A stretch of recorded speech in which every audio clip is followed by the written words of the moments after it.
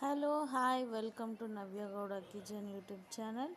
ಇವತ್ತು ಮೊಟ್ಟೆ ಬಿರಿಯಾನಿ ಹೇಗೆ ಮಾಡೋಣ ಅಂತ ನೋಡೋಣ ಬನ್ನಿ.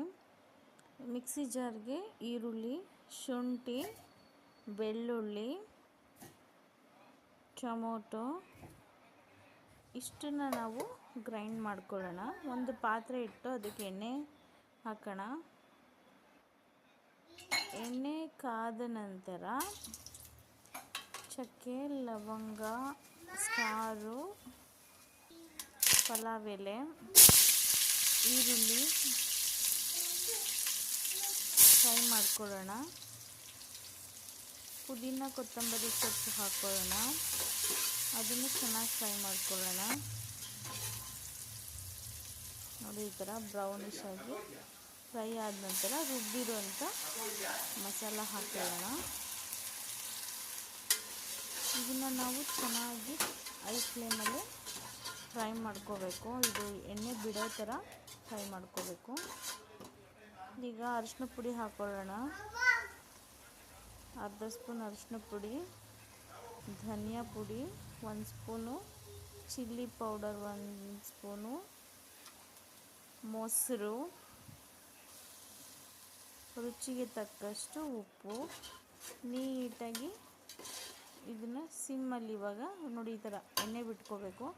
ಈ ಥರ ಮಸಾಲೆ ಎಲ್ಲ ನೀಟಾಗಿ ಫ್ರೈ ಆದಮೇಲೆ ಅಕ್ಕಿನ ನಾನು 20 ಮಿನಿಟ್ಸ್ ನೆನೆ ಹಾಕಿದ್ದೆ, ಅದನ್ನು ಹಾಕ್ಕೊತಾ ಇದ್ದೀನಿ.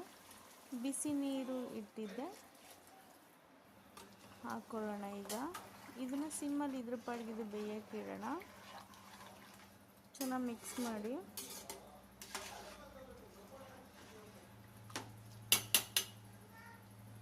ಈ ಟೈಮಲ್ಲೇ ನೀವು ರುಚಿ ನೋಡೋದಾದರೆ ಸ್ವಲ್ಪ ನೋಡ್ಕೊಳ್ಳಿ, ಕರೆಕ್ಟಾಗಿದೆ ಅಂದರೆ ಕರೆಕ್ಟಾಗಿದೆ.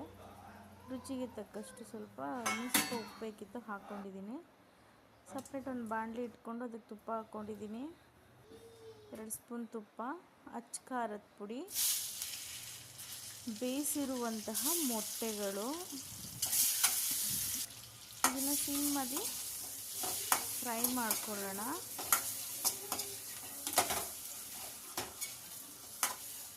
ನೋಡಿ, ಈ ಥರ ಫ್ರೈ ಮಾಡ್ಕೊಳ್ಳಿ.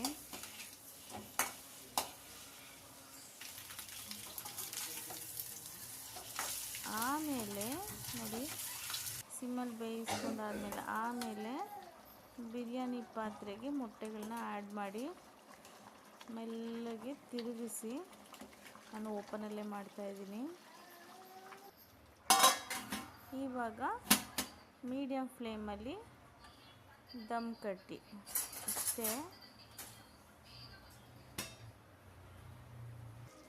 ಬಿಸಿ ಬಿಸಿಯಾದಂತಹ ಮೊಟ್ಟೆ ಬಿರಿಯಾನಿ ರೆಡಿ ಆಗ್ತಾ ಇದೆ.